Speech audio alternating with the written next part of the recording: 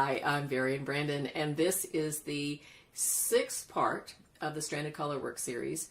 I think it actually is the 7th episode because the first one is an introduction, but it's the 6th part because, as you all know, if you watch any of my videos, I have a hard time naming things, numbering things. I don't know why. But anyway, there you are. This one we're talking about holding the yarns and tensioning the yarns, and we're going to go to the other camera in just a minute.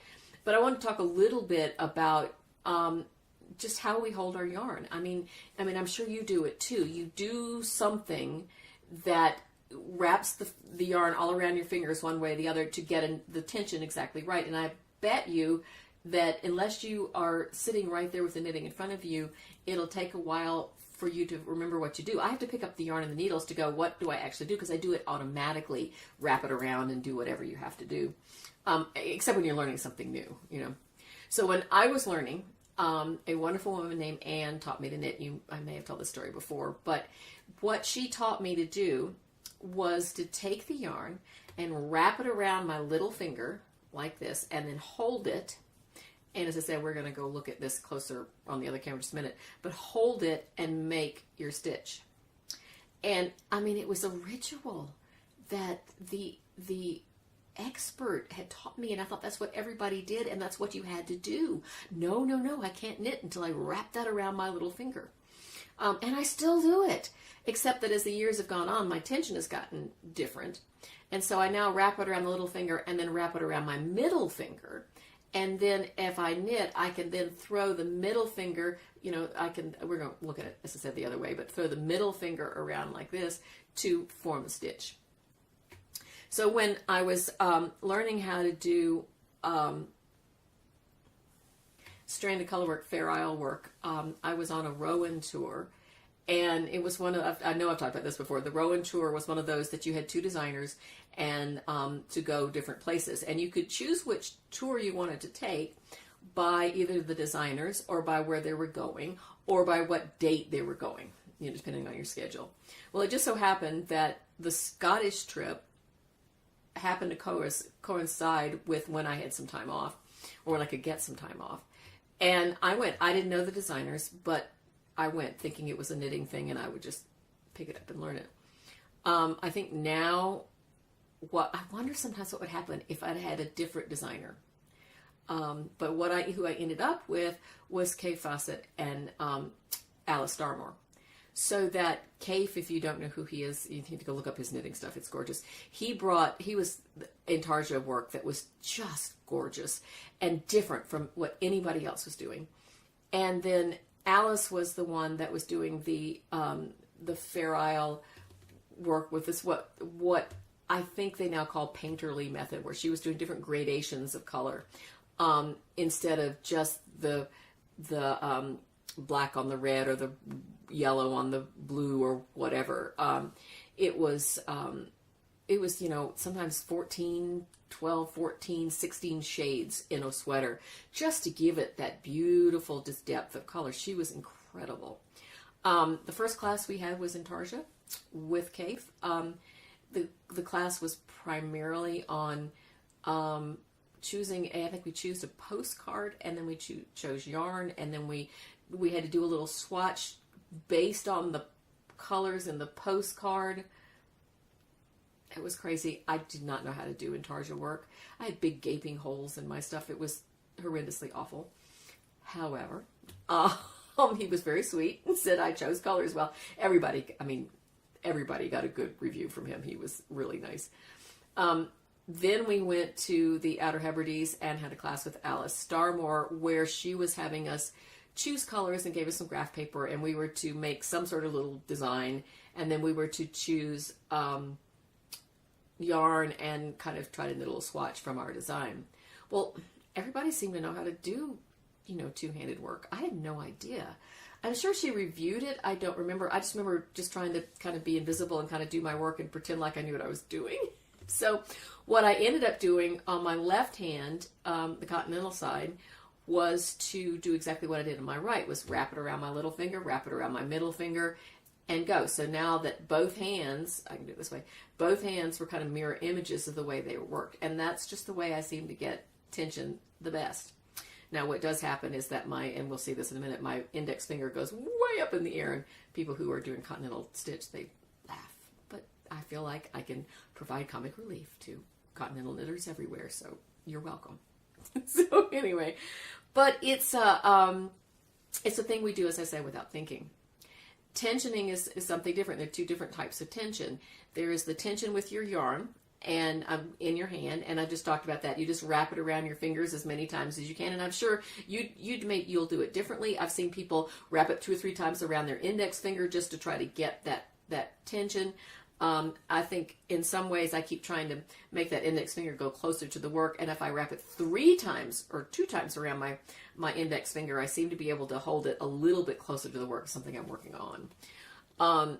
The other type of tension is tension in the work itself, and if you are working patterns that have short repeats, it's like a 2x2 or a 3x1 kind of pattern, and as you know this, the patterns, that the colors that you're knitting with is doing its basic loop, just like knitting does.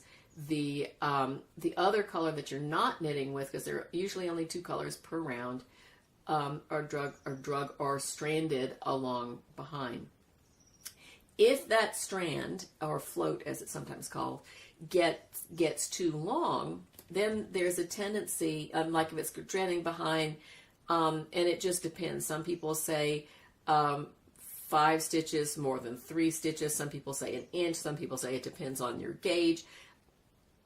However long you're doing it. I know somebody who goes 9 stitches before she catches the yarn in fingering weight wool. I have a tendency to do 3. Anything more than 3, 3 or 4, I will catch the yarn in the back. And we talk about this in a future episode down the road. Can you see? That's down the road. I don't know why I did that, down the road. Anyway, so that, but if that float, no matter what length it is pulled too tightly, then you have a tendency to have puckering. So there are different ways you can do to actually pull that out so that float in the back doesn't make the work pucker. Part of it is just practice. I mean, you just keep doing it. It's practice. The other part of it is pulling at every so often, just pulling your work down your needle, and then that will stretch out those strands that are caught, that are in the back, as long as you're not too far away from them, and help the tension be better. There are a couple of other ways that I'll show you when I get to the other camera, but that's what we're talking about. So let's go take a look at that other camera, and I'll show you how I hold my yarns. As I said, I hold them I do Western in my right hand and Continental in my left. I have found that way is the best for not having yarns tangle. And you try to keep the yarn, I mean the color, the ball of yarn you're working in your right hand on your right, and the color that you're working on your left, and you won't get it tangled that way. But there are people who just, for some reason or another, feel more comfortable working the yarn in their right or working the yarn in their left, Western or Continental. That way you can hold 2 yarns in one hand, either on the same finger or 2 fingers, one on each 2 fingers, and you can just pull whatever yarn you want forward. I am not very good at that. I will try it when we get to the other camera, but I am not very good at that. And the other is to put them the same way in your left hand, 1 on one finger, 1 on the other, or 2 on one, and you just pick the one you want.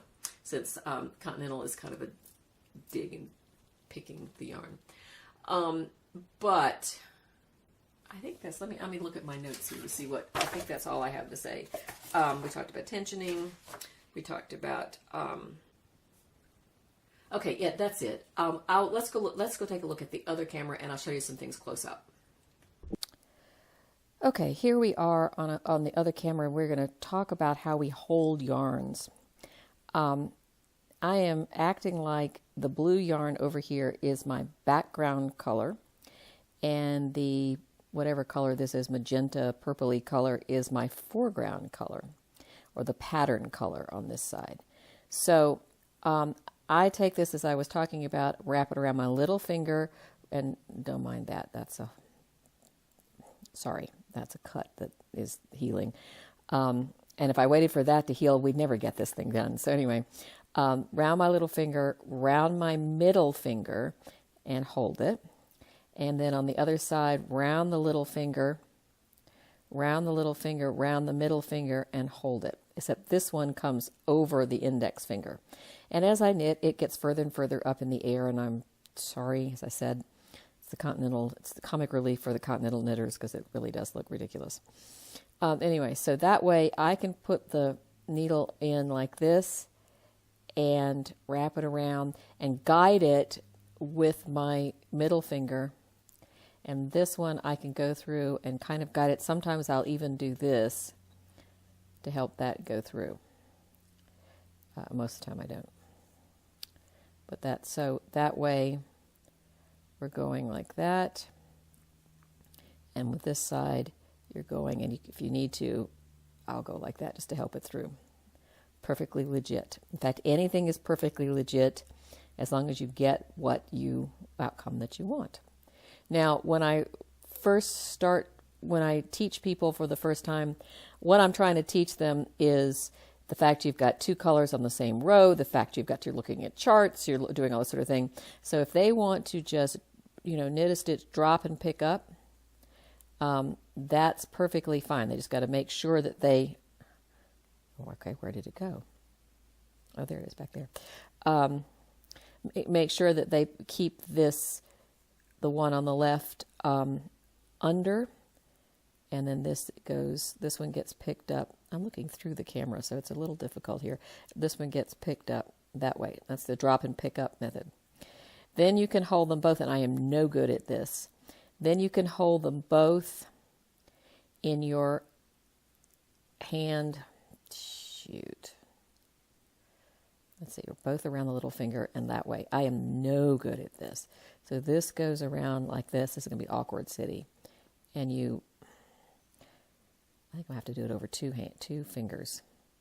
We may just abandon this. There we go. You can do that way. And then when you want to do this one, you do that one like that. And you're just going to have to practice figuring out what's the best way to do that. I seem to be able to do that if they're both over different fingers. This one sort of drops. You saw that, but it's still awkward for me. The other way is to pick them both up on this way. Try to keep them a little bit apart on your finger, like that, so that then you can go get over there. You can go over and pick that one up if you want to do a blue one. But as I said, I am no good at this.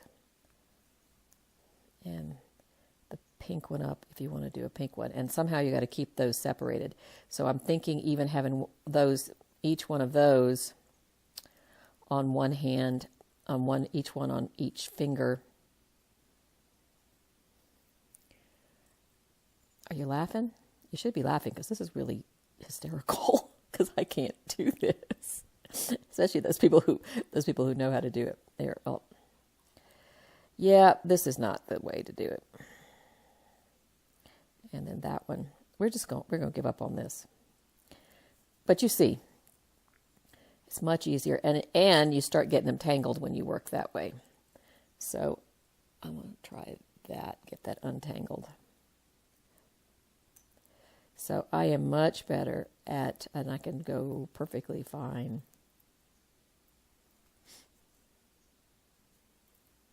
Like that. All right. And what I'm doing for tension is pulling it that way as you get along. If you are, you can also, another thing for tension is to use these wooden needles. Not these particular wooden needles, but wooden needles, because it grips it better and they don't all start slipping together and you have these longer floats in the back. The other way to do it is, if I was knitting completely in the round, is to work this way, your circumference this way, so that the wrong side is facing you and you're working on the back side. And what that does is that stretches those floats around the outside of the circle and makes them just a little bit longer, and therefore doesn't bunch up quite a lot. What I usually do is just pull it down just a little bit as I'm going along. And the other way that will work out is if the more you do it, you seem to find your tension in it and go. So there you have it.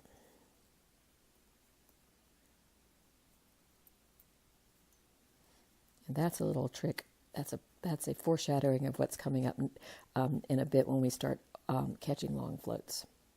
So, okay, hopefully that was clear, that you could see it and you could see what I was doing and hopefully you maybe learned something. You might be validated by what you're doing. I've got shadows coming in. This time of year that the sun goes down like right in front of it, and I can only record because there's no place else to record in this room that's not, well, honestly, a mess. So this is the clean part of the room. So anyway, you can see. Wow. Okay. We will, hopefully that was clear to you. Next week we're going to do, or next time, we're going to talk about reading charts and the different ways to read charts for color work. So for now, that's about all I have to say. Surprise, surprise. I'll probably end this 3 or 4 times because I always think of other things I have to say. Like, you can find me in all the usual places. I have other series. One is just the chat series, which is called the Tangent series, because I seem to always get off on a tangent. And then there's another series on a stranded colorwork coat that I am working on. I've got the kit that we have for sale that for anybody who's working on that coat. And then I'm getting ready to start. I'll do other series depending on what pattern I'm working through, and will help. It's kind of like a knit along